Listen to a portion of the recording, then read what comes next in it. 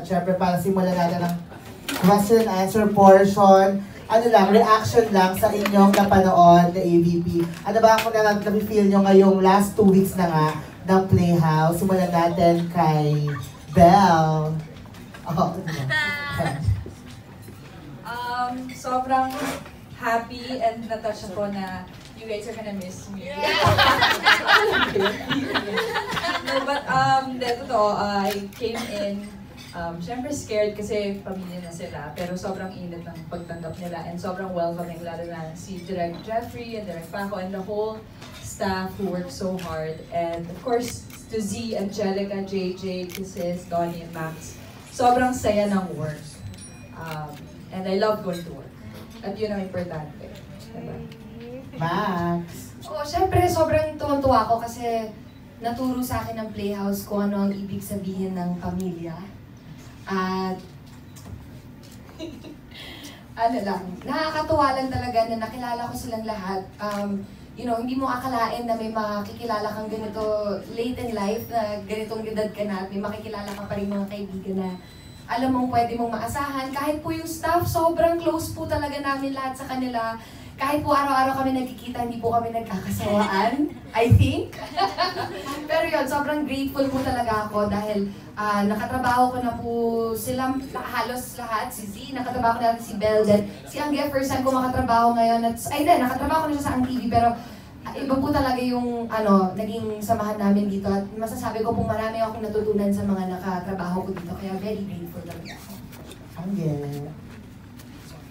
Well, syempre, pare-parehas naman. Yung samahan nga ng staff, syempre, ang hirap gumising isang araw na, naku, wala akong taping ngayon. At wala na ulit akong taping. At hindi ko na ulit sila makikita. Syempre, yun yung pinakamahirap. So yun yung mamimiss ko, yung samahan na nasa taping ka. JJ. Nakakamiss po sila. Nakakamiss din po si Direk. Tsaka po, miss ko po talaga sila.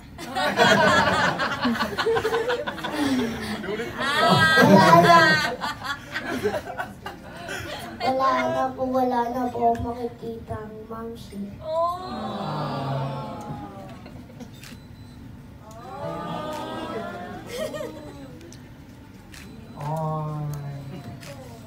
Dito naman tayo kay Kuya Z. Ready na? Take na? Okay na, take na. Ready na rin pa yun. Ready na. Ready na rin pa yun. Ready na po. May paling na naiiyak. Anong message mo kay Direk Paling? Wala po.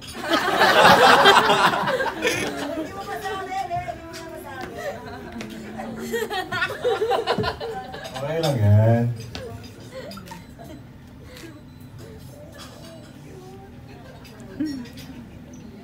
Max, ba't wala ka sa ABP?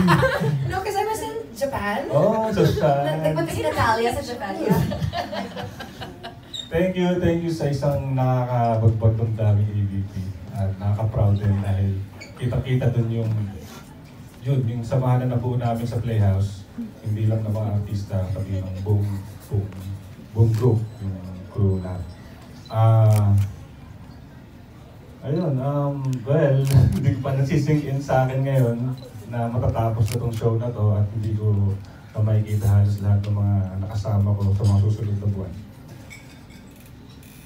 Mamimiss ko talaga, dahil isa sa grupo na paborito ko talaga makatrabaho. Dahil dito nga, para akong anak na may pagka-spoiled ng konti. At alam mo yun, lahat ng gusto mo binibigay. Minsan may mga taping o may mga araw na makikiusap sila na mapapack up na late, mabubwisit ka, mainis ka kasi umaga ka pa nagsimula tapos may gagawin ka pa bukas. Siyempre, papasok sa ulo mo na parang unfair. Pero binabalikan ko yung mga ibang araw na ako yung mga maraming pakiusap sa kanila na hindi sila dadalawang isip ibigay sa akin. Kung ko binabawi yun na, pag ako may kailangan, lagi nila binibigay. So, dapat magbigay din ako. Umiiyak si A. Kasi laging kausap ni Z eh. Sa makikipagbigayan. 4 AM Friday. Ano yan? nangyari? Oo, sabi mo sa inyo ganito to eh. Hindi, kaya yun, nami-miss ko sila kasi sana makasama ko po ulit sila dahil ayun. Maraming salamat. Thank you. Kisses Delavine. Ako po, masaya po talaga ako na naging part ako ng Playhouse. At saka, ito po kasi yung first teleserye ko, kaya hindi ko pa alam kung paano ang nangyayari kapag magtatapos na. So, narealize ko, ito pala yun. Ngayon po, same with Kuya Z, hindi pa nagsisink in sa akin masyado. Pero nalulungkot ako every time nakikita ko sina JJ, sina Ate Angge na umiiyak. And pag nakikita ko sila na umiiyak, parang nang-feel ko na, shucks, magtatapos na nga. And yun, sana ay magpatuloy pa po yung mga pagkakaibigan in the future kasi I felt like naging family talaga po dito sa Playhouse. And Donnie Pangilinan. Siguro para sa akin, ngayon lang nagsisink in. Kasi naalala ko nung unang taping days ko, may sinabi si Kisses, guys, mamimiss ko kayo. Tapos tumawa na lang tayo. Tapos sabi namin, Kisses, ba't mo na tinatapos? Oo, nagpo-promote pa lang tayo, tinatapos mo na. So ayun, tumatawa pa tayo. Pero ngayon, ito na. It's becoming real. And like Belle, I was on audition after a few months.